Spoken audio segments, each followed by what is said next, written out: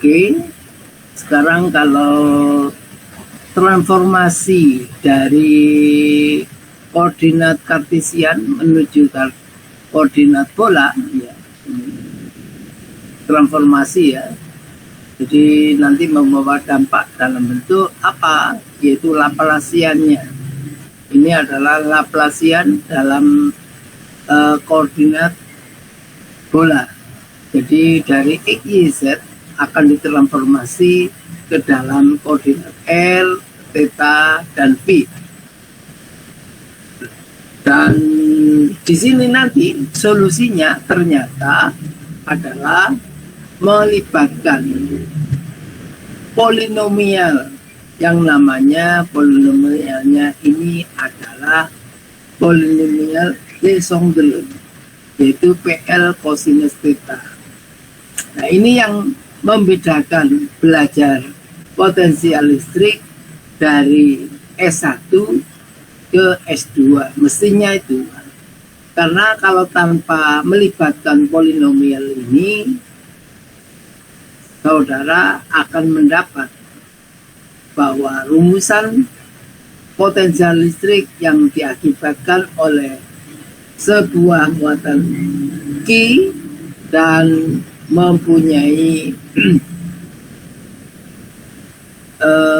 jarak antara inti dan elektronnya itu adalah L, maka saudara seperti di SMA dulu itu pasti potensialnya K kali Q dibagi R, dulu aja kan.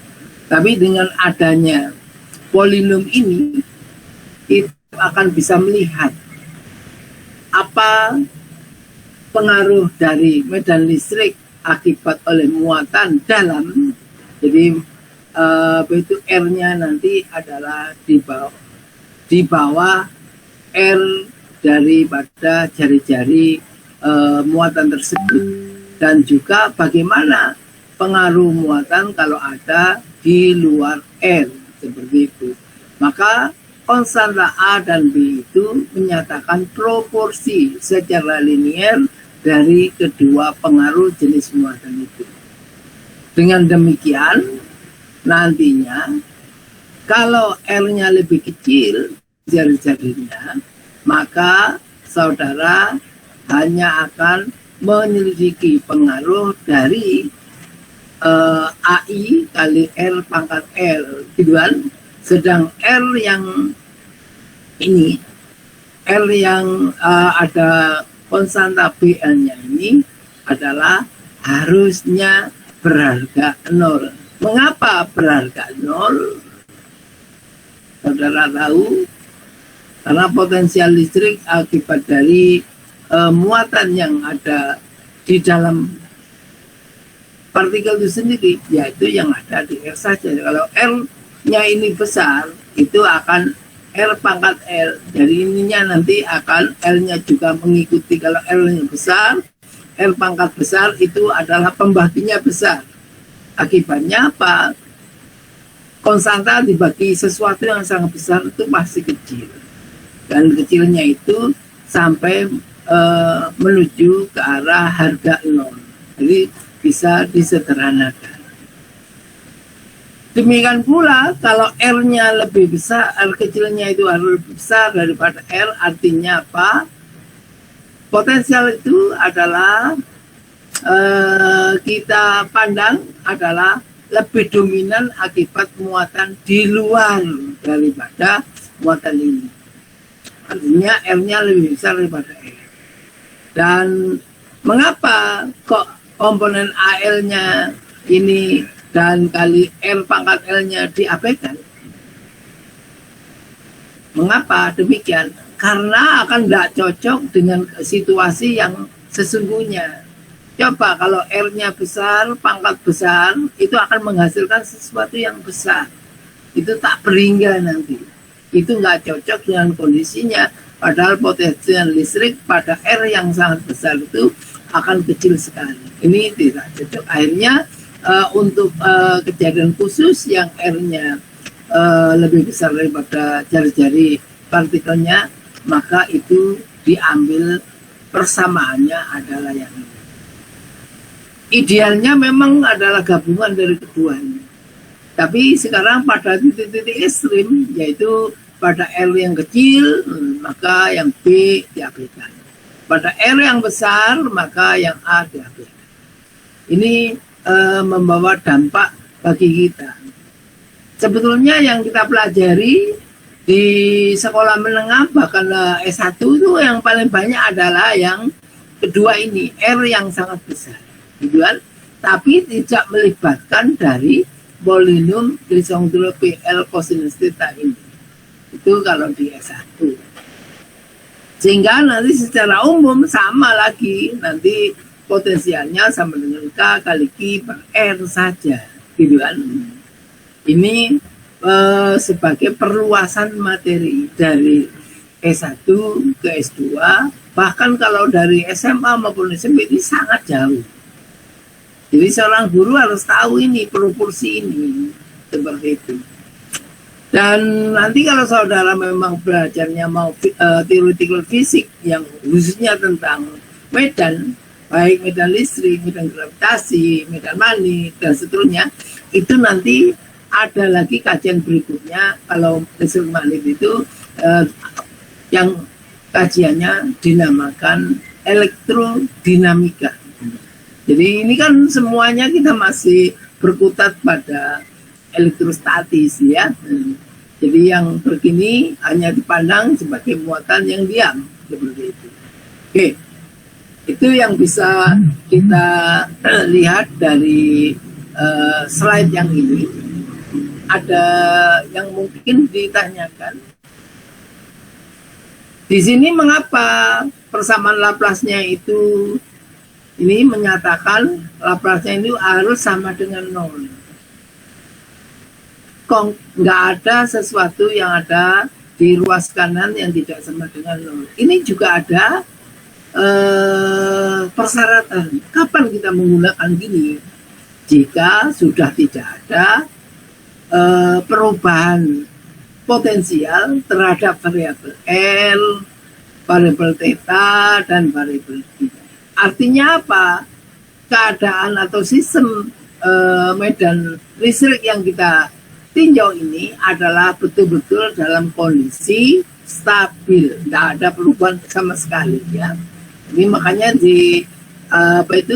disimbolkan sama dengan 0, artinya begitu. Lalu ini ada tambahan lagi, mengapa dengan polinomial ini kita kok memerlukan formula Rodrigues.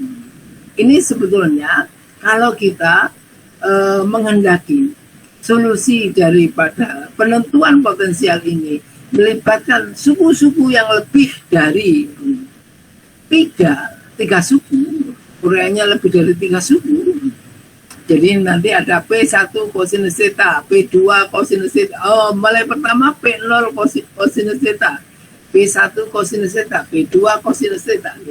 Nah, harga polinom-polinom itu akan lebih mudah kalau kita tentukan dengan formula Rodrigues.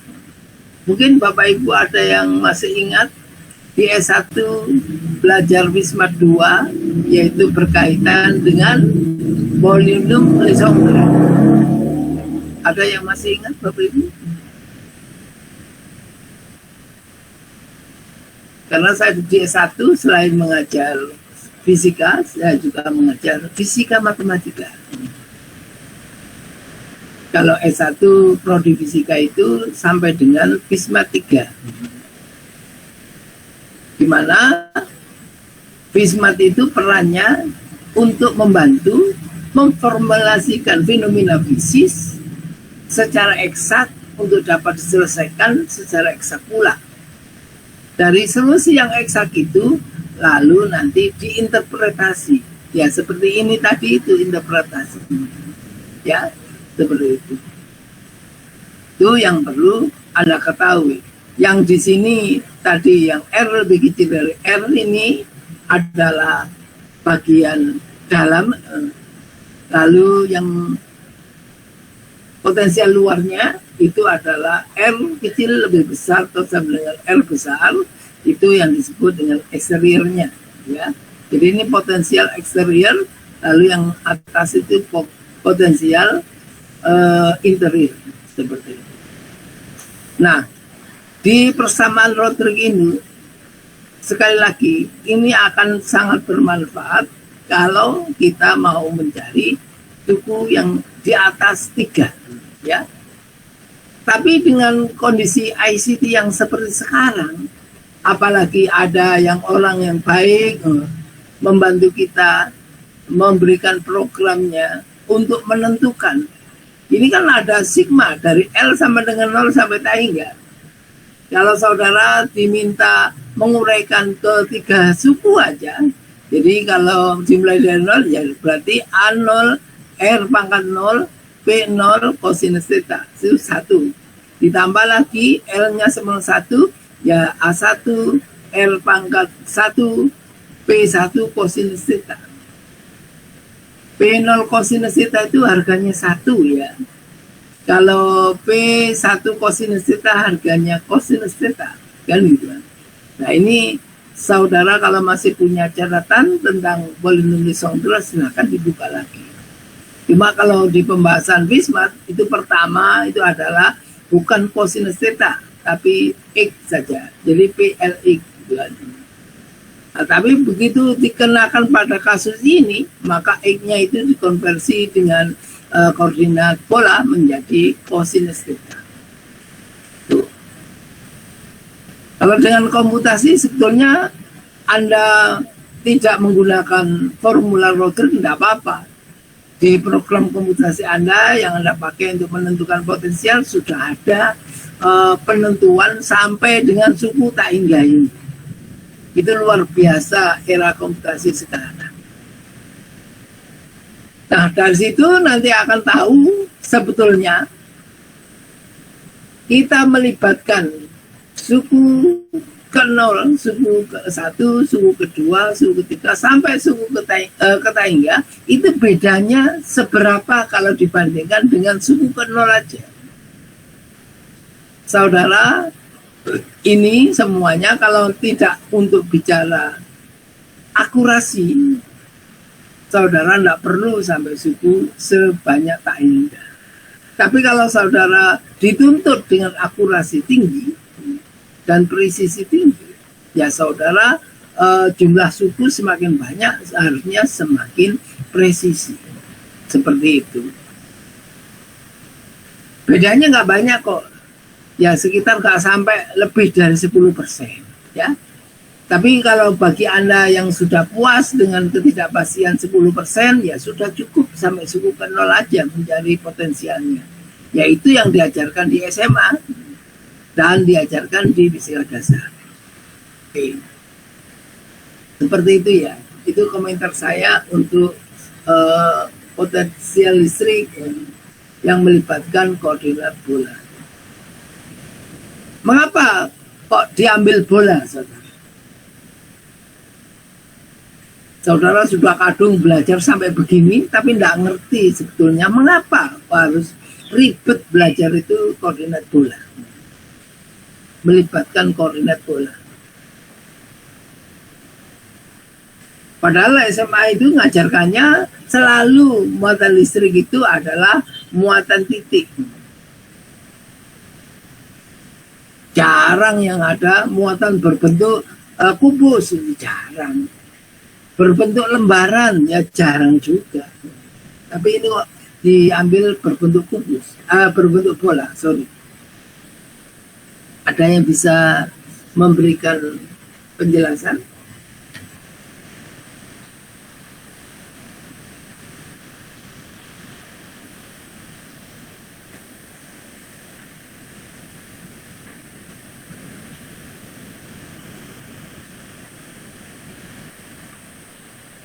Mungkin Bu Indasari, ya silakan Bu. Karena kalau bola itu kan R-nya ke arah manapun sama, jadi jangkauan itunya sama Pak, jangkauan potensial listriknya. Hanya begitu saja, nggak ada pertimbangan lain. Sejauh itu masih belum memahami Pak. Oke. Mungkin ada yang lain. Bu Kartika.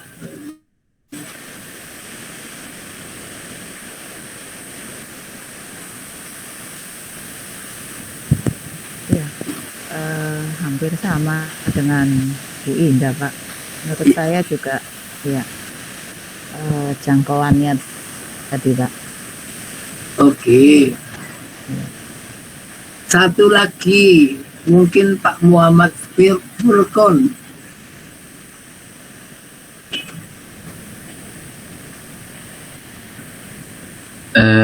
Mungkin jawabannya sama Pak, karena sejauh ini saya juga kurang paham betul mengenai koordinat ini. Oke, baik. Jadi begini Bapak Ibu lihat bola, kalau dari dekat bentuk bolanya kelihatan enggak? Masih berbentuk bola apa enggak? Mama kita lihat dari jarak 30 cm. Ada bola? Masih ya? Saya kalau lihat cucu saya bermain bola itu kan ada bola-bola kecil itu Bapak Ibu. Kita akan tahu bahwa itu masih mainannya berbentuk bola. Kalau kita amati dari jarak dekat. Sebatas pemandangan normal dari kemampuan mata kita. Begitu ya, Bapak Ibu. Sekarang mulai dibayangkan. Kalau bola kecil tadi itu dilihatnya dari jarak 2 meter, 5 meter, 10 meter, 20 meter, akan kelihatan bagaimana?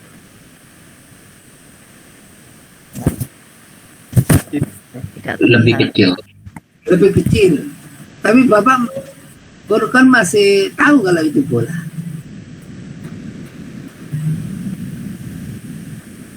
Kalau jangkauannya tidak terlalu jauh, masih Bapak. Masih kelihatan ya. Walaupun bolanya terlihat lebih kecil, tapi itu masih berbentuk bola ya. Kalau sekarang saya perpanjang, jarak kita mengamati umpama jadi 200 meter, akan kelihatan bola lagi atau sudah berubah bentuk menjadi yang lain. Iya. Nanti semakin jauh jarak kita mengamati ke bola tadi akan kelihatan kecil, sangat kecil, akhirnya menjadi titik kan gitu. Jadi kalau kita melihat bola itu, muatan berbentuk bola itu dari jarak yang jauh, maka persamaan yang kita punya di sini itu akan lebih sederhana lagi. Karena apa? Muatannya muatan titik.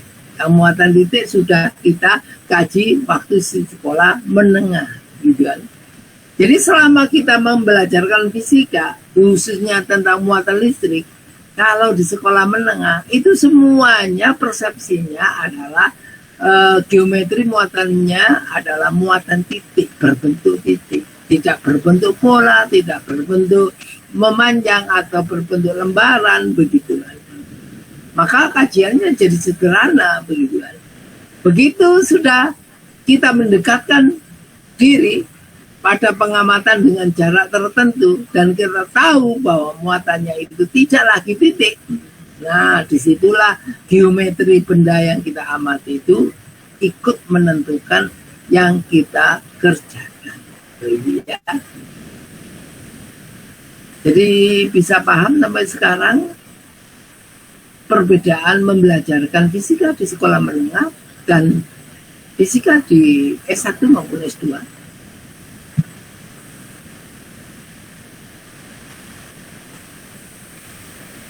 Nah, disitulah mestinya Bapak Ibu itu harus angkat menjadi latar belakang mengapa pembelajaran dilakukan seperti itu. Saya sering menguji tesis S2, disertasi S3. Itu mahasiswa banyak yang belum tahu filosofinya kenapa begitu ya.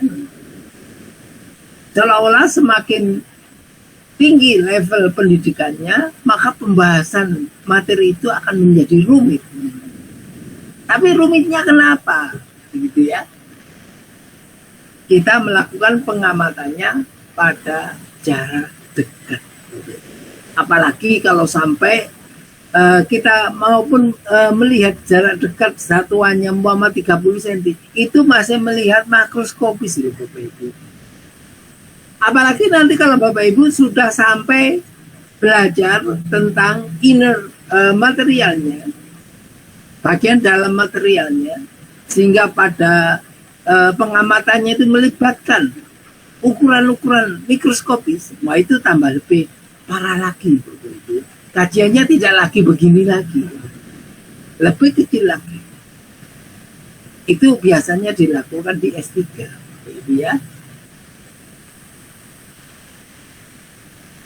Jadi orang S3 itu yang lulus S3 itu bukan tahu semuanya, tahu sebagian tapi mendalam gitu kan. Tidak butuh lagi meluas, tapi butuh mendalam. Kajiannya itu begitu. Maka untuk tahu mikroskopis itu kita yang dibekali oleh Tuhan panca indera penglihatan, Tuhannya sampai begini aja bisa lihatnya, maka kita perlu dukungan alat untuk melihat bagian dalam dari material itu, yaitu dengan mikroskop baik optik maupun elektronik. Kalau optik itu masih perbesarannya masih ratusan, jadi diperbesar ukuran partikelnya itu hanya ratusan. Tapi kalau sampai ribuan, bahkan jutaan, kita tidak cukup pakai mikroskop optik. Harus pakai mikroskop yang dilengkapi dengan sarana dapat membedakan ukuran partikelnya itu mendekati ukuran elektron. Makanya mikroskopnya disebut mikroskop elektron. Contoh paling gampang aja analoginya begini Bapak Ibu. Bapak Ibu punya pintu kamar tidur. Biasanya kalau dibuka luas pintunya, orang akan keluar masuk kamar itu mudah Pak Suni? Mudah. Sekarang bagaimana kalau pintunya dibuka separuh? Apakah masih mudah untuk keluar masuk kamarnya? Kalau badannya kecil mudah Bapak. Iya, berarti di situ mulai terseleksi secara alami ya. Mana ukuran badan yang akan masuk, orang yang akan masuk, sama enggak dengan lebar daripada ruang yang dibuka oleh pintu tadi. Kalau sekarang saya buka dengan simpangan 1 cm pintunya dari kusen pintunya, kira-kira ada orang yang bisa masuk? Tidak ada. Nah, tidak ada kan? Yang bisa masuk siapa? serangga Bapak. Ya mungkin bukan kita, kucing aja nggak bisa kan gitu kan, mungkin binatang-binatang kecil kan. Sekarang kalau saya buka dengan simpangan pintu lebih kecil lagi, ukurannya adalah 1/1000 meter. Kira-kira yang bisa masuk makhluk apa?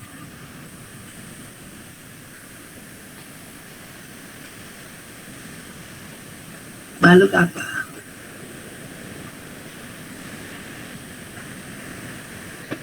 Makhluk hidup atau makhluk mati? 1/1000 meter ya. Anda bisa bayangkan 1 meter itu dibagi 1000, bagian 1/1000-nya itu bukaan dari pintunya. Kira-kira makhluk yang bisa masuk ke dalam kamar tadi, makhluk hidup atau makhluk mati? Benda mati, Pak. Contohnya apa benda matinya? 1 butir pasir. Atau butir pasir. Kalau saya perkecil lagi, tidak 1/1000 meter, tapi 1/1.000.000 meter. Disebut dengan 1 mikro, kan gitu kan? Mikrometer. Itu kira-kira makhluk apa yang bisa masuk?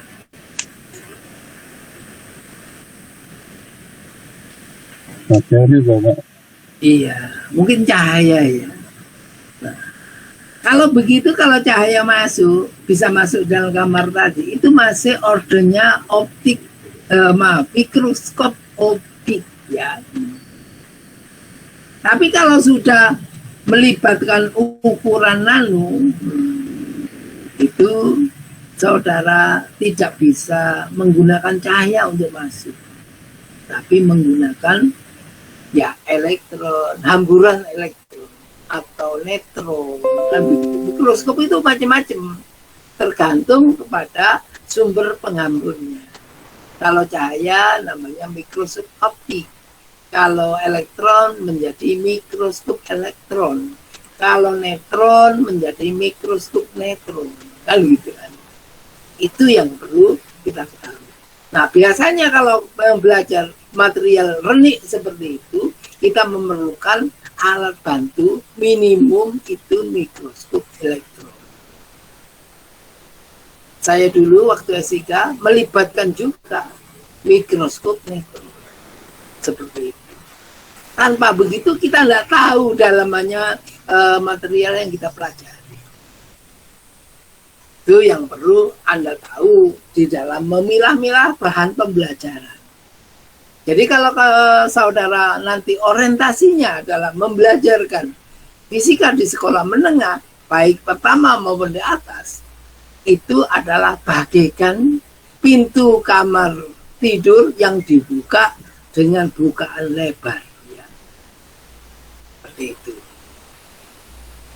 Oke.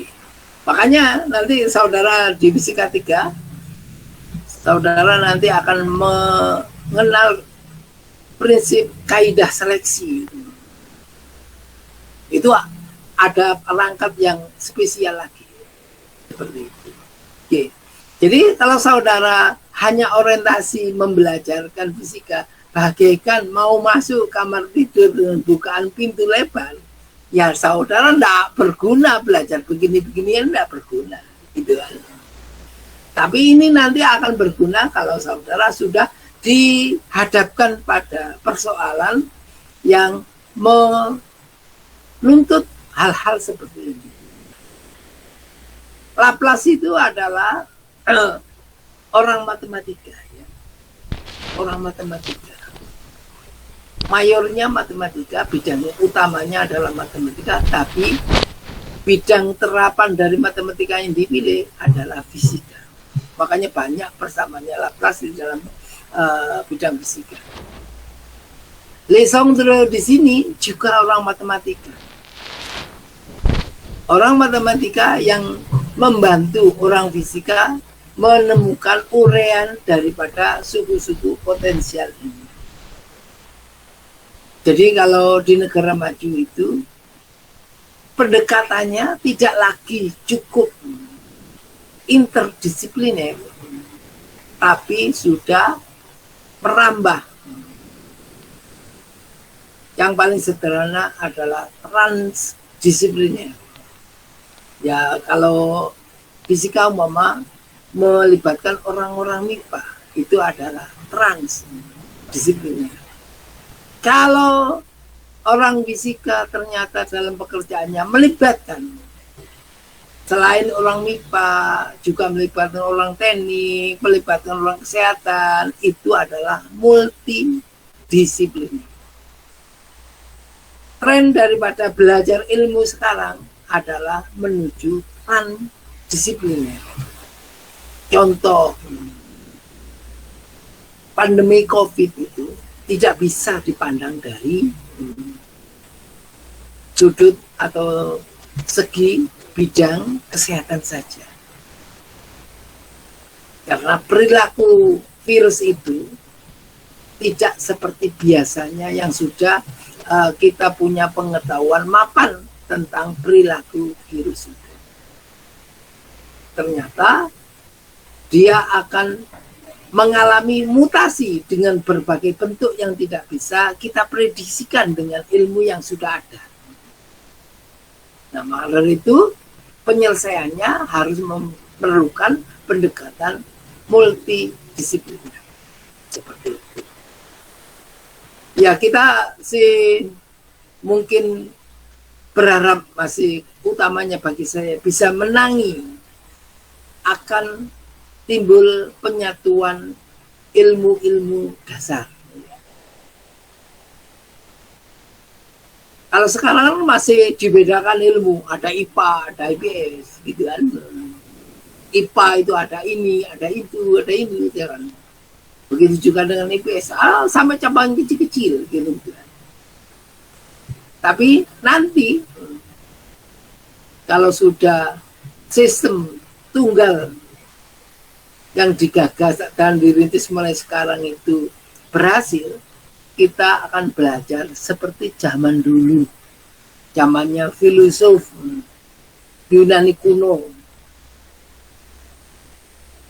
Saudara tahu filosof Yunani kuno siapa saja? Contoh paling sederhana aja. Ada yang tahu? Plato, Pak. Plato, Archimedes. Archimedes, gitu kan? Terus sama lagi?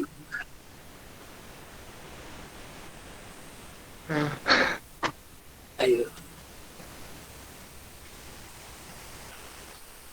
Ada siapa lagi? Yang paling banyak. Aristoteles. Itu. Karena apa? Saya di S2 itu selain mengajar ajian fisika 2 dan 3, juga membelajarkan juga tentang filsafat, ya. Yaitu filsafat ilmu. Ilmunya nanti menjurus ke ilmu sains, kan gitu. Nah, zamannya Aristoteles, semua yang ada di fenomena alam dipelajari hanya oleh Aristoteles. Tidak memerlukan orang matematika, orang biologi, orang kimia, kan gitu kan. Tapi belajar ilmunya berdasarkan fenomena yang dihadapi itu. Seperti itu. Nah, kita ini nanti ke depan akan belajar seperti itu. Umpama belajar tentang COVID. Nggak perlu backgroundnya biologi, kimia, itu nggak perlu. Belajar ya sekarang yang dihadapi adalah COVID. Begitu ya. Nah, Anda siap-siap.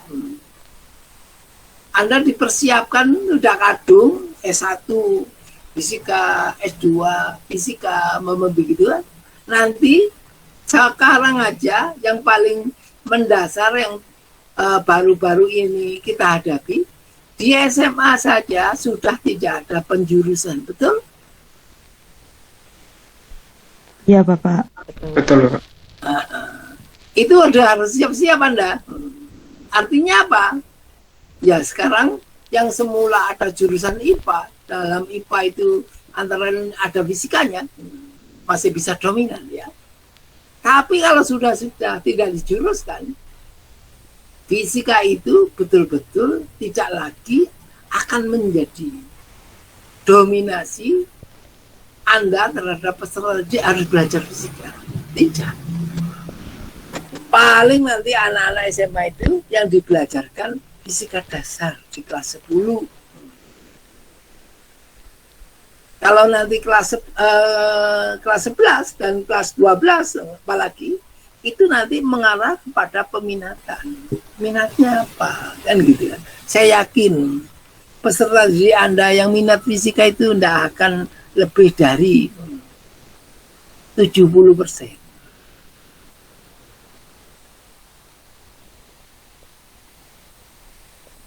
Bapak Ibu yakin dengan demikian?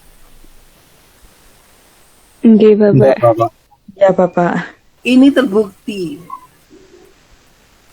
waktu penerimaan mahasiswa S1 yang masuk bidang fisika itu kalah dengan yang masuk tata boga, Bapak Ibu. Artinya apa? minat daripada calon mahasiswa itu sudah tidak mau berpikir keras. Buat apa belajar seperti itu? Nanti toh begitu keluar lulus S1, kalau kerja nanti yang lebih eksis di bidang fisika atau di bidang buka.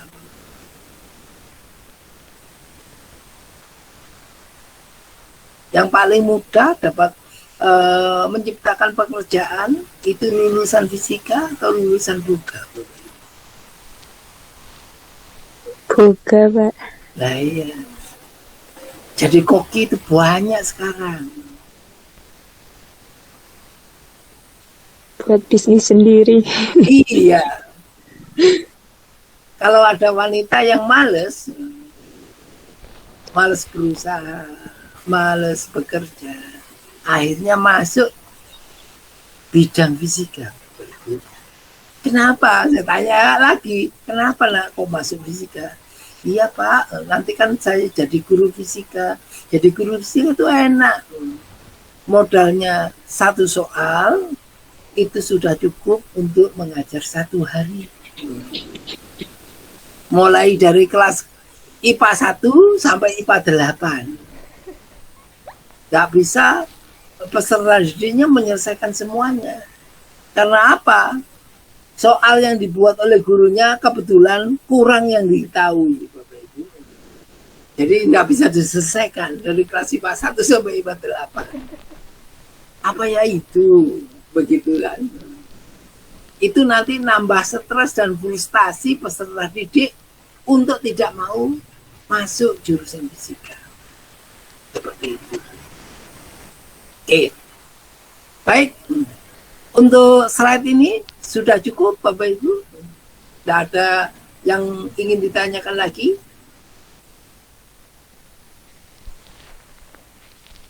Ya. Slide berikutnya Bu Indah Sari. Ini ya. Oke. Jadi kalau kita ingin menguraikan potensial listrik dari rumus dasar yang ini V sama dengan K kali Q per R, ini semuanya hanya berlaku untuk suku pertama dari persamaan potensial di slide sebelumnya. Nah, dari sini, yang ini kalau satu muatan ini disebut dengan monopol. Kalau muatan listrik masih mungkin ada monopol. Tapi kalau magnet tidak mungkin. Itu pasti kutubnya minimal ya pasangan ya. Nah, dari pasangan itu, maka kalau dari muatan kelistrikan itu membentuk pasangan yang sepasang begini, ada muatan negatif, muatan positif, dipisahkan pada jarak tertentu, maka ini disebut dengan pasangan demikian adalah dipol. Coba lihat, kalau monopol itu potensialnya sebanding dengan seper R atau berbanding terbalik dengan jaraknya. Jarak yang di sini pangkatnya 1 ya. Kalau dipol adalah pangkatnya 2. Kalau kuadrupol 4 ini atau 2 pasang gitu, itu nanti R pangkat 3. Kalau nanti oktopol ada 8 muatan, ada 4 pasang gitu, maka di situ kalau 4 pasang sebanding dengan seper R pangkat 4. Jadi mengikuti jumlah pasangan. Seperti itu. Jadi semakin banyak pasangannya nanti akan semakin polinom R-nya itu, pangkatnya itu adalah semakin besar. Itu ya. Ini mengenai monopol dan dipol. Jadi hal khusus daripada muatan listrik yang membentuk pasangan. Nah, sekarang kita ingin melihat bagaimana jika R mendekati 0. Maksudnya R mendekati 0, ya jaraknya ini dibuat sedekat mungkin. Ya, apakah nilai potensial Q juga akan nol? Maka dari itu, kalau lihat dari sini atau sini, kalau R-nya dibuat kecil, maka potensialnya akan bagaimana, Bapak Ibu?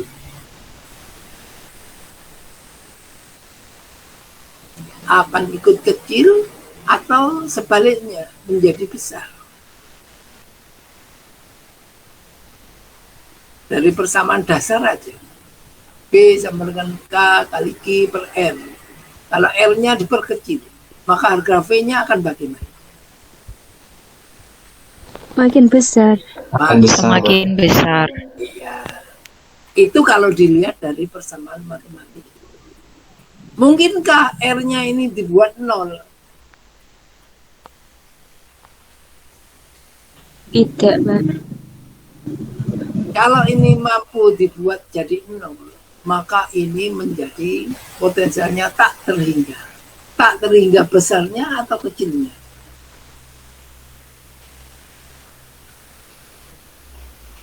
Besarnya. Tak besarnya.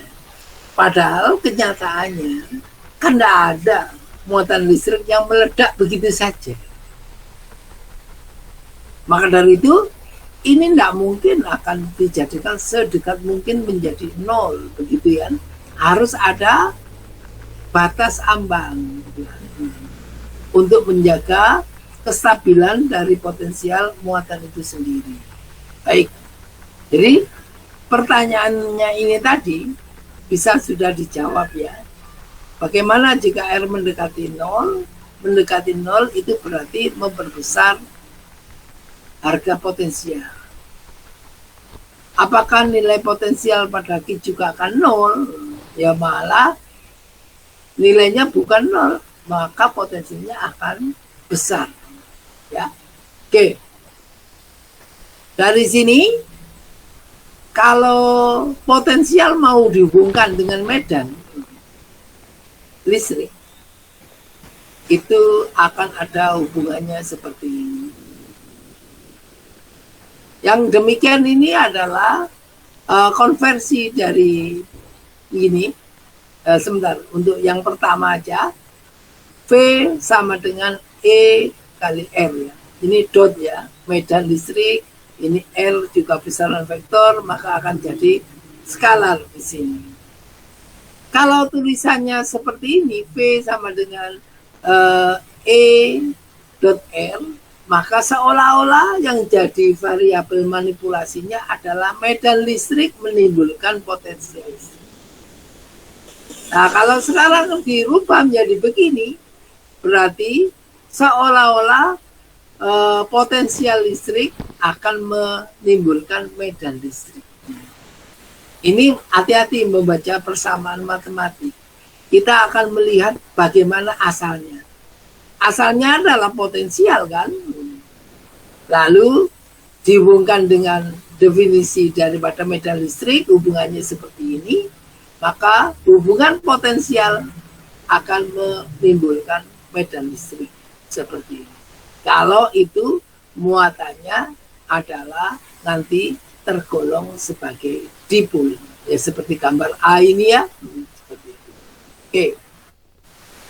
Dan ini untuk dipol sekarang melibatkan besaran baru, yaitu ada P di sini.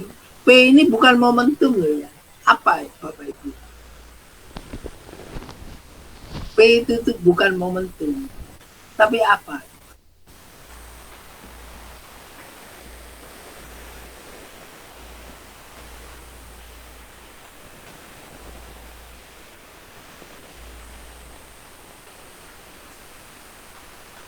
Bagaimana kelompoknya Bu Indasari? P-nya itu apa?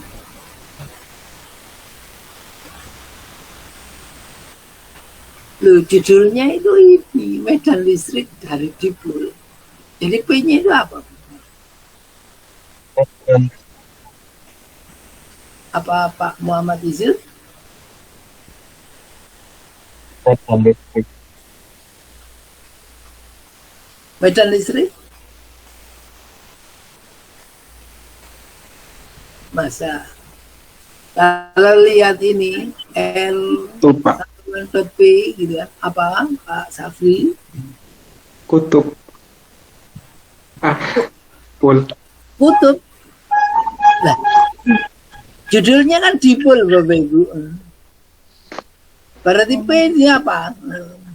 Momen dipol. Momen dipol. Bagus. Jadi ini Bapak Ibu sudah sekarang diajak untuk masuk ke situasi baru yang semula pakai muatan satuan, yaitu kalau muatannya minus Q ya minus Q, kalau muatannya positif Q ya positif Q. Sekarang muatannya itu adalah pasangan min Q dan positif Q yang membentuk dipol. Maka dari situ ini komponen dipolnya, momen dipolnya P-nya ini. Oke, jadi Bapak Ibu harus tahu kapan kita akan bicara dipol, maka potensialnya berhubungan dengan momen dipol dari muatan listrik tersebut. Nah, sekarang persamaan bawahnya ini adalah hubungan kalau medan listrik dipol akibat muatan pasangan muatannya disebut dipol, itu rumusannya sekarang menjadi ini.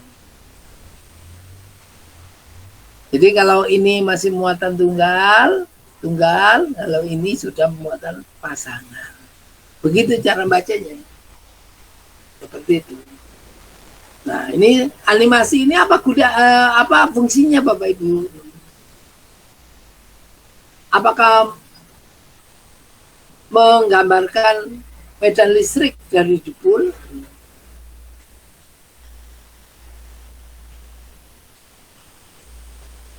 Menurut saya iya, Pak. Jadi di sini ada gaya tarik menarik ya. Tapi setelah ditarik ternyata lepas lagi. Garis gaya yang digambarkan ini menjadi garis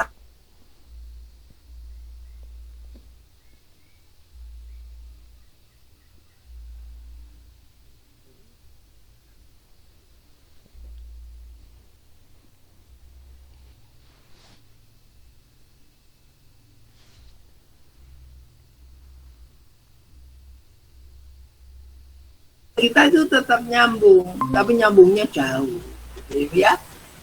Oke. Gimana, Pak? Momen dipol itu kalau terjadi begini, maka harga momennya itu tidak konstan, ya. Oke. Luar biasa. Nah, dari sini kira-kira Bapak Ibu memahami antara formula matematik dengan menyambungkan dengan fenomena fisis yang ada ini, kira-kira bagi Bapak Ibu sulit apa enggak?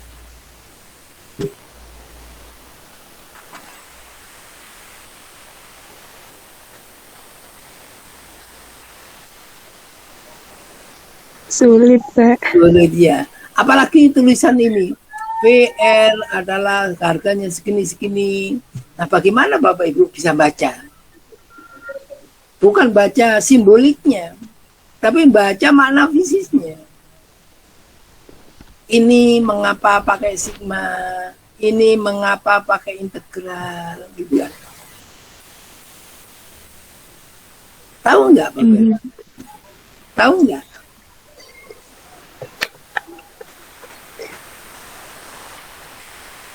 Kapan kita pakai sigma, kapan kita pakai integral. Sigma itu akan digunakan ini sebagai operator penjumlahan. Ya. Tapi penjumlahannya itu adalah berupa besaran diskrit. Jadi kalau angka itu ya 1, 2, 3, 4, dan seterusnya. Ini kan N sama dengan 0 sampai dengan tak hingga. Dengan N di sini melibatkan R pangkat N plus 1. Maka N-nya ini adalah harus diisi 0 atau 1 atau 2 dan seterusnya. Ini besarannya adalah besaran diskrit. Tetapi kalau untuk suku yang di dalam ini yang melibatkan muatannya tadi ini adalah besarannya besaran kontinu. Muatan listriknya itu rho yang ada di sini kan rapat muatan. Kalau ini zito berarti persatuan volume, ya. Jadi kalau gitu muatannya itu merupakan benda yang mempunyai geometri 3 dimensi. Nah, benda itu penjumlahannya harus dilakukan secara kontinu. Jadi bendanya kalau membentuk geometri, contohnya begini Bapak Ibu. Bapak Ibu tahu bahan dasar kue, umpama kue lapis saja. Apa Bu? Bahan utamanya. Tepung. Ya. Ibu-ibu yang biasa bikin kue tahu itu kan. Nah, tepung itu kalau belum dicampur bahan lain, antara lain air saja, bentuknya adalah butiran-butiran. Nah, butiran-butiran itu kalau ibu ditanya dalam 1 sendok teh ada berapa butir tepung, itu kira-kira sanggup nggak untuk menjawab pertanyaan itu? Tidak, Bapak. Iya, kalau itu kan orang nggak punya pekerjaan, Bapak Ibu ya. Ya, walaupun dasarnya tepung itu adalah benda diskrit, butiran 1, butiran 2, butiran 3, tapi kita untuk menentukan kuantitas tepung tidak lagi menjawab 10 butir tepung, kan tidak. Akan lebih mudah kalau mau membuat kue, resepnya itu 3 sendok makan tepung, kan gitu kan. Nah, kalau sudah ukurannya menjadi sendokan begitu, maka penjumlahannya itu dilakukan dengan penjumlahan integral untuk membentuk besaran kontinu. Begitu Ibu. Jadi luar biasa. Makna dari simbol-simbol matematik ini itu harus dimaknai seperti itu sebetulnya. Maunya ditulis dengan simbol matematik ini agar kita memahaminya jadi lebih mudah. Tapi malah sebaliknya bagi sebagian banyak peserta didik menghadapi formula matematik itu menjadi semakin sulit karena tidak ngerti esensi daripada formula matematiknya. Itu ya Bapak Ibu ya. Oke. Sudah, ini sampai momen medan listrik dan dipol ya. Berikutnya Bu. Nah, di sini mari berlatih. Nah, itu ya. Ini loh, belajar fisika itu sulitnya itu di sini. Fenomenanya adalah di gambar 3.12 ya. Ya, ini ada muatan listrik ya. Jika diasumsikan bidang konduksi, yaitu bidang yang bisa dilalui muatan listrik ya, itu bagian luar itu dibuat menjadi potensialnya 0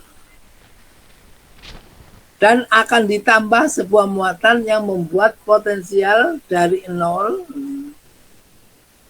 sehingga nanti akan bermuatan listrik.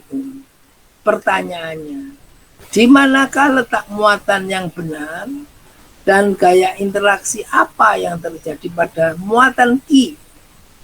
Ini muatan Q adalah di sini ya.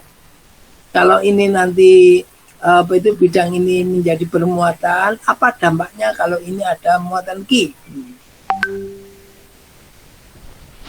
Jika bola konduktor tersebut adalah netral.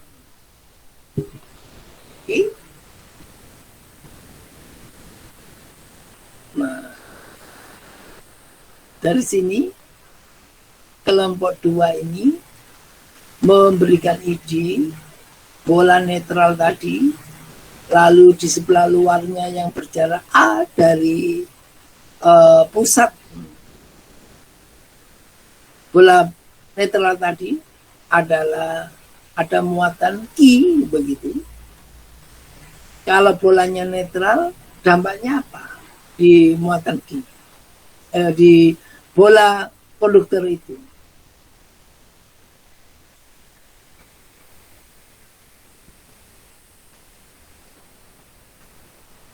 Silakan kelompok yang bertugas ini memberikan ini ulasan dulu sebentar.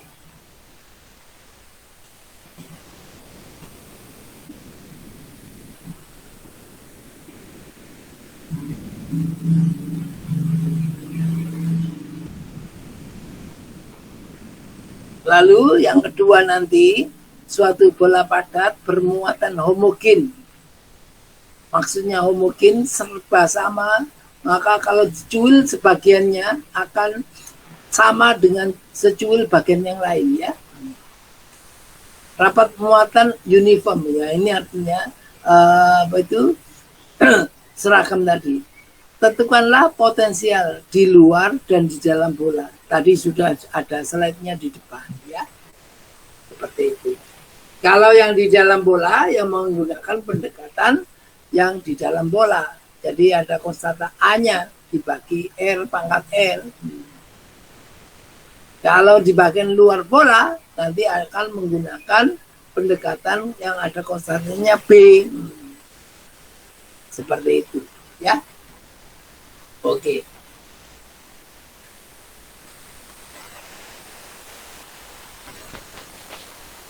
Bagaimana kelompok 2 ini? Solusinya yang Anda tawarkan apa?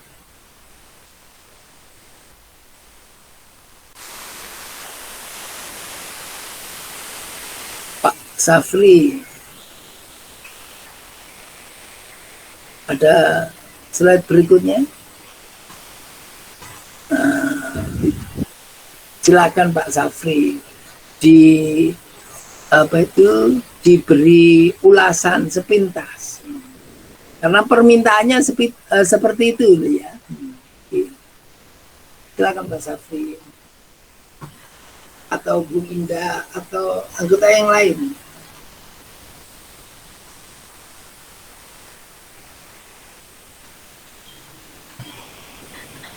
Iya Bapak.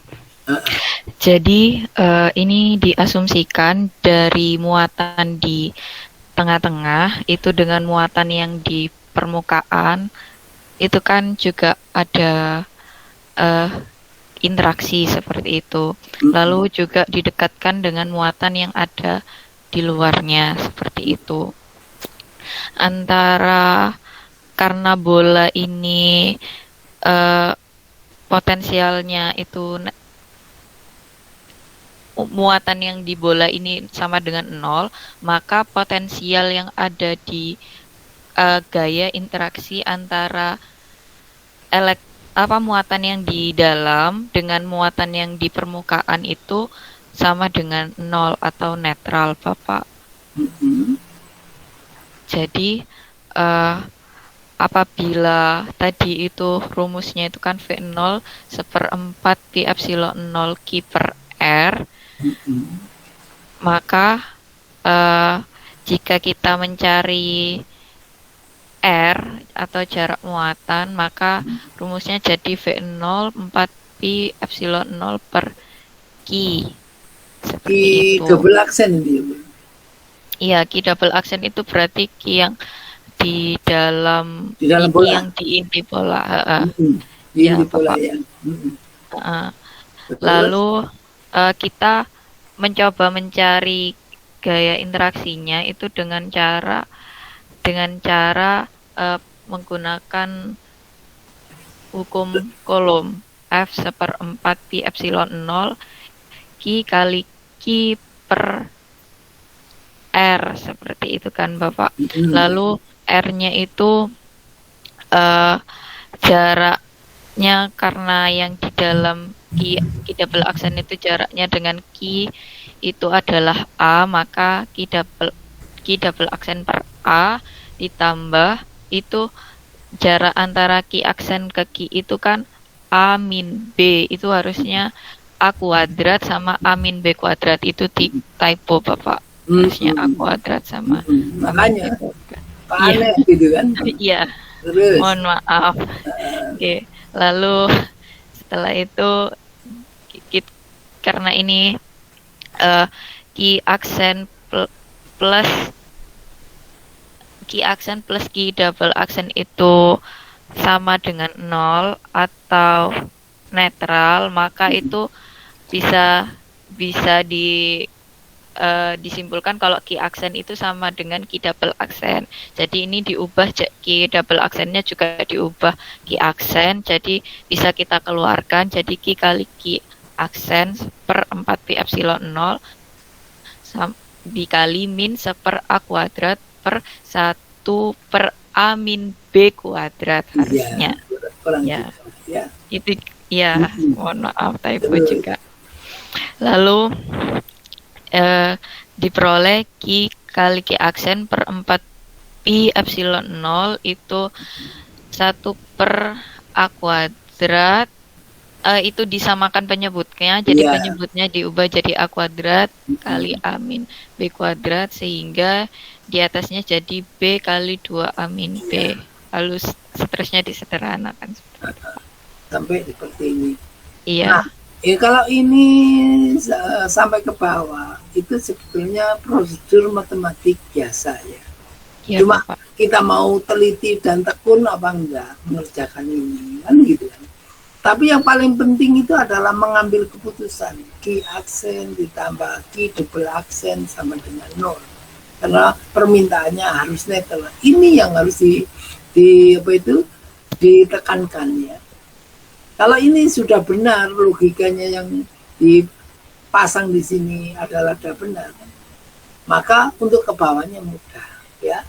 Sampai di sini tadi kan Anda menyebutkan ini kan Q double aksen per A ditambah Q aksen A min B kuadrat gitu ya. Nah begitu yang tarik di bawah tadi adalah Q aksen sama dengan min Q double aksen, maka Q double aksennya menjadi min kan, maka ini di bawah konsekuensi ini menjadi 1 A kuadrat ya, seperti itu. Ini silakan nanti dibetulkan ya. Dari sini ini Iya, Bapak. logika itu yang harus dimiliki oleh siswa. Jadi selama ini adalah tidak bisa menerjemahkan soalnya begitu menjadi logika menjawabnya begini, itulah akan gagal bagi seorang peserta didik menyelesaikan soal ini. Urusan ke bawah ini urusan matematik, tapi urusan fisikanya sampai di sini. Nah, saudara sekarang saya akan tanya terkait dengan calon tesis yang akan diungkap. Saudara membelajarkan konsep potensial seperti ini. Itu yang mana konsep fisika utamanya? Kalau konsep fisika yang utama itu gagal dimiliki peserta didik, maka akan gagallah semua perintah atau tugas menyelesaikan soal itu tadi. Yang mana konsep fisika utamanya?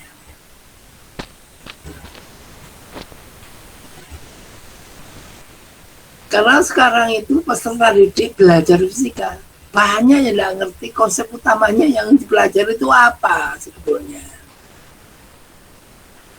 Kalau konsep utama itu sudah didapat, lalu formula matematik diperlukan untuk membantu menyelesaikan konsep utama, dan siswa itu sudah memiliki kemampuan menjalani operasi matematik yang dikehendaki, saya yakin nanti akan berhasil. Toh yang ditanyakan terakhir itu bukan angka-angka ini, tapi yang ditanyakan terakhir itu adalah semacam hubungan. Yang ini nanti harus dikaitkan dengan, ini kan gaya interaksi ya. Itu ini kan melibatkan ini maunya kalau nggak ada key accent gitu kan, key double accent lah, bisa sih. Key double accent itu yang di inti ya. Lalu key accent itu adalah yang di antaranya ya. Oke. Jadi maksudnya soal ini, kalau tidak ada key accent yang dipasang, maka bola konduktor ini pasti tidak berpotensial 0. Tapi ada potensialnya berkat adanya pengaruh key luar ini. Nah, agar sekarang bola konduktor ini menjadi potensialnya netral atau V sama dengan 0, maka muatan ketiga harus dipasang di daerah mana? Kan gitu kan?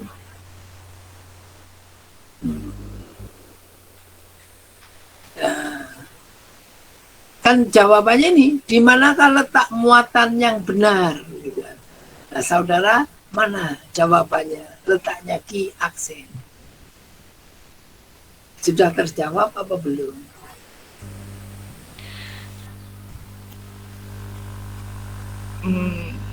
Belum Bapak, Belum. soalnya masih sampai gaya interaksinya saja. Lah iya, justru itu kan belum.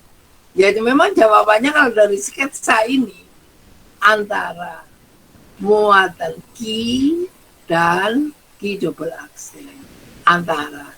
Nah sekarang key accentnya sendiri itu apakah ada di dalam bola atau di luar bola? Itu pertanyaan, di manakah letak muatan yang benar? Gitu kan? Kira-kira menurut Anda itu di dalam bola atau di luar bola?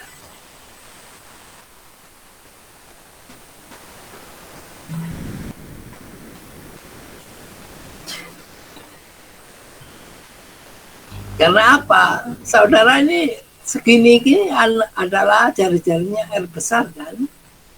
Mestinya di sini ini kan R-nya.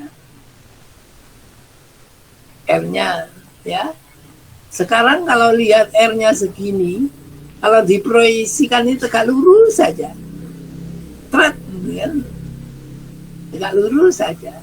Kira-kira key accent tuh masih ada di dalam bola atau di luar bola? Di dalam, Pak. Di dalam bola. Itu memang soal fisika kan soal imajinatif kalau yang ini. Berarti bolanya nanti harus dirobek, dimasuki muatan, lalu ditutup lagi. Begitu ya? Iya Bapak. Nah itu untung kalau peserta didik Anda nggak bertanya bagaimana Bu caranya memasukkan muatan yang key accent itu agar permukaan bola konduktor itu jadi netral. Tekan, itu potensialnya. Begitu ya. Jadi ingat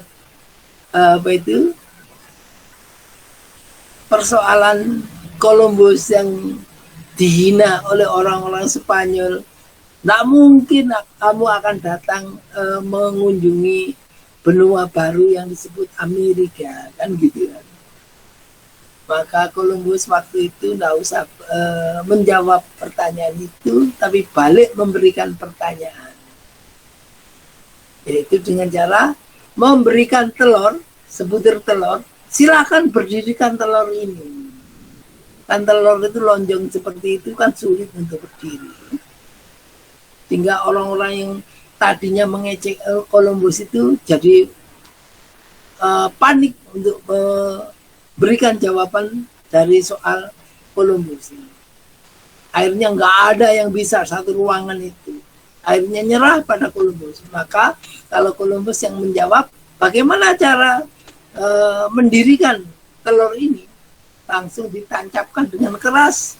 Akhirnya pecah bagian bawahnya dan akhirnya telur itu dapat berdiri tegak.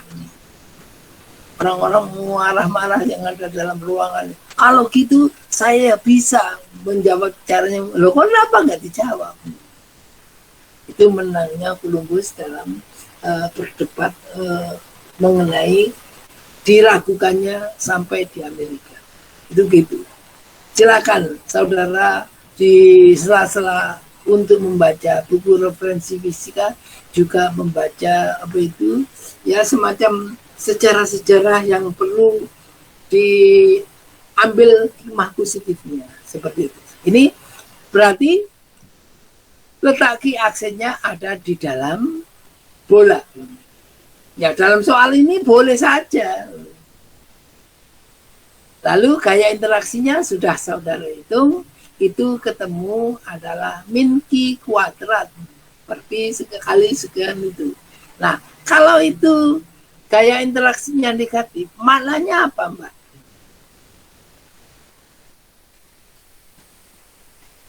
Maknanya apa?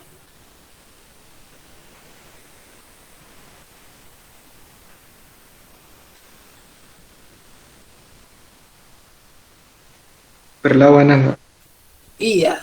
Jadi kalau Q aksennya itu positif, maka maaf, kalau Q double aksennya positif, maka Q aksennya adalah muatannya negatif. Kalau muatan negatif terhadap apa itu muatan Q positif sebelah kanan, maka juga akan menimbulkan gaya interaksi saling tarik. Dan Q aksen terhadap Q double aksen, kalau Q double aksennya adalah positif juga akan tarik menarik. Tapi tarikan baik oleh Q double aksen maupun Q itu semuanya kalau jumlah itu gaya interaksinya ada yang tertarik dengan Q aksen dan juga ada yang Q aksen di sini. Lalu gaya interaksinya itu jumlahnya kalau saudara itu di titik Q aksen itu termasuk negatif. Itu berupa gaya tarik-menarik. Menarik muatan yang di kiri dan menarik muatan yang di kanan. Akibatnya apa? Kalau itu gaya tariknya seperti itu dan tidak merubah kedudukan muatan ketiga muatan ini, maka potensial yang ditimbulkannya juga akan sama, yaitu 0. Ini pandangan dari solusi untuk soal nomor 1. Seperti itu. Saudara kira-kira menyelesaikan persoalan ini sampai melakukan interpretasi seperti itu? Belum sejauh itu, Pak. Iya. Berarti saudara masih berkutat hanya mengurusi operasi matematik ya. Tinggi, Pak. Begitu ya. Baik. Silakan ada pertanyaan terkait dengan latihan soal 1 itu tadi. Jadi ini memerlukan jawabannya memerlukan logika ya.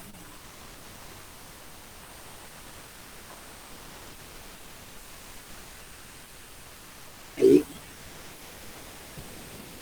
Jika tidak ada soal nomor 2, Mbak. Pak Safri, ya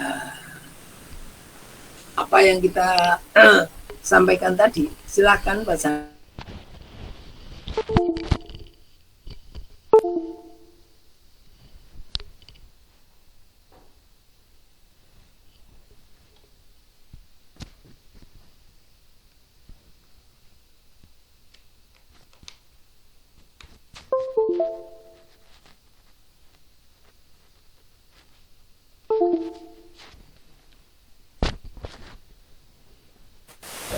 Dan koordinatnya tidak bisa pakai koordinat kartesian, maka akan menggunakan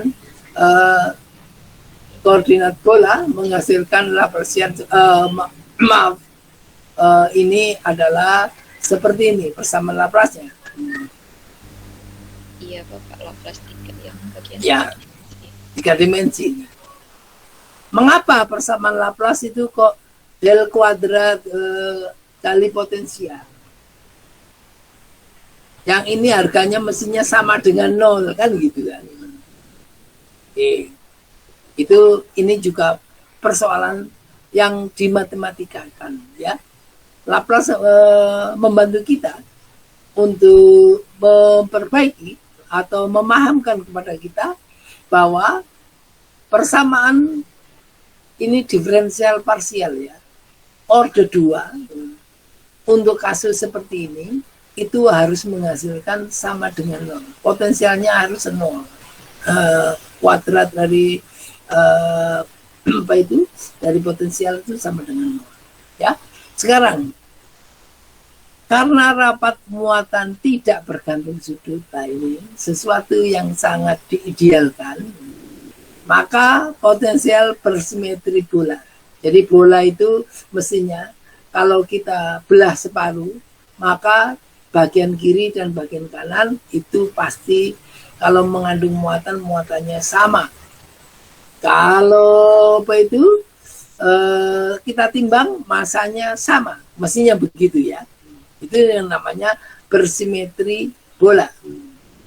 Maka kalau simetri bola ini membawa konsekuensi di dalam suku pertamanya, yaitu super R kuadrat yang di sini tadi adalah turunan parsial. Kenapa di sini sekarang menjadi turunan biasa? Ada yang bisa jawab? Ada yang bisa jawab, Bapak Ibu? Ini turunan parsial, di sini turunan biasa. D-nya kan beda kan? Ya, silakan Saudari Rofiatul.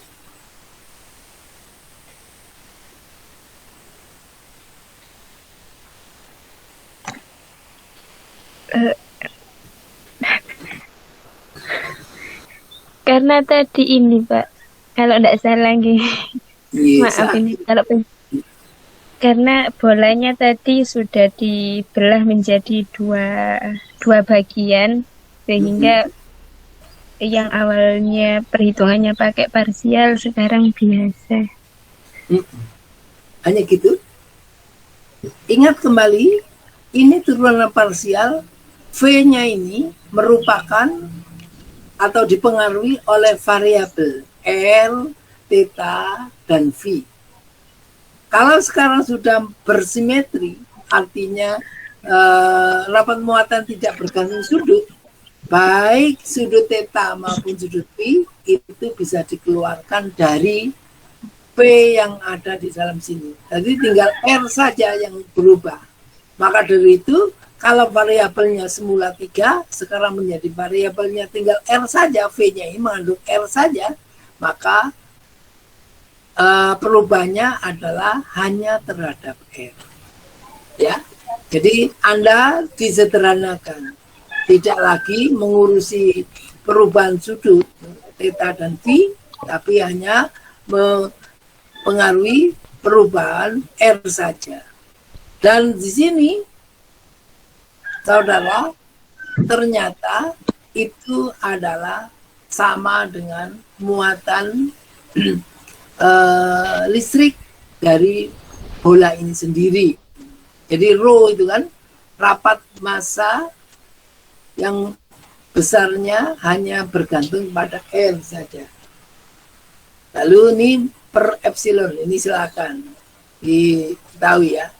Sedang di luar bola, rho-nya kan 0, tidak ada muatan, begitu kan? Kalau tidak ada muatan, maka persamaan yang ini itu akan sama dengan 0. Dari situ, kalau begitu, di luar bola itu, maka di kulit bolanya itu, kalau ada potensial, ya potensialnya A0 ditambah P0 per R. Sekarang masalahnya kalau di dalam bola, itu ada faktor apa itu potensialnya itu selain ada A, juga ada B, juga ada rho yang tadi yang kita kerjakan itu. Nah, sekarang kita terapkan syarat batasnya. Kalau R-nya harganya mendekati tahingga, maka potensialnya akan eh, mendekati 0. Itu saudara bisa melihat sesuatu yang dibagi R, kalau R-nya besar sekali, itu akan 0 semuanya ya. Akibatnya, mau tidak mau, maka persamaan untuk konstanta A0-nya harus dihargai 0. Sehingga potensialnya sekarang hanya bergantung pada B0 dan R. Seperti itu. Sekali lagi, ini adalah merupakan soal analisis yang perlu kita pahami bersama. Jadi kemampuan menganalisis seperti inilah yang merupakan contoh baik level kognitif C4. Nanti kelanjutan daripada level kognitif C4 itu ada C5, yaitu menyimpulkan atau mengevaluasi. Ya. Ini masih menganalisis. Sekarang kalau di pusat bola, yaitu R-nya sama dengan 0, maka B1-nya akan berharga 0. Maka potensialnya ada A1 min, yaitu ya. Karena potensial yang bergantung pada R itu harus continue antara bagian luar dan bagian dalam, gitu kan. Maka sekarang di kulit bola, yaitu tepatnya kalau R-nya diisi R besar, akan menjadi V0 bergantung pada R ya, seperti itu. Lalu dimasukkanlah secara persamaan matematik, akan didapat bahwa V0 R-nya itu V0 per R ya. Dan V innernya itu, yang itu bagian luarnya, bagian dalamnya adalah di bawahnya itu. VIR yang ada dua-duanya itu. Nah, medan sebelah dalam dan di sebelah luar permukaan bola harus sama. Yaitu kalau saudara lihat diagram itu VR-nya itu I dan VO gitu kan. Yang O bagian luar, yang I bagian dalam bola, itu kalau R-nya sama dengan 0 itu mestinya tak hingga ya. Ya bolehlah, sebetulnya itu tidak pernah menyentuh sumbu vertikal. Nah sekarang yang jadi pusat perhatian kita, yaitu karena harus continue untuk bagian dalam dan bagian luar, potensialnya harus continue, maka ketika R kecil sama dengan R besar, itu potensialnya sama. Seperti itu. Oke. Potensialnya sama, itu disebut dengan kontinuitas. Kalau tidak kontinu, tidak boleh ketemu keduanya. Di dalam persoalan kita ini harus ketemu. Yaitu, silakan kalau Anda nanti baik VO maupun VI, kalau R-nya diganti dengan R besar, akan ketemu bagaimana. VI-nya, kalau Anda hitung baik-baik, R kecilnya diganti R besar, kan dalam kurungnya 3R kuadrat dikurangi R kuadrat. Kan tinggal 2 ya. 2 dibagi 6 itu adalah 3 ya. Seperti itu R kuadrat. Lalu kalau VO-nya itu, kalau diganti dengan R kecil jadi R, jadi R sama enggak? R pangkat 3 dibagi R, berapa? R kuadrat kan? Maka akan sama seperti yang itu. Inilah hukum kontinuitas yang harus berlaku pada persoalan bola bermuatan ini. Itu interpretasi grafik dari pemanaan formula fisis yang sudah diketemukan tadi. Dan ini yang merupakan wujud dari soal level kognitif 5. Lalu bagaimana kalau kita ingin sampai dengan level kognitif 6, yaitu kreativitas. Kira-kira bagaimana saudara? Muncul nggak di soal ini kreativitas?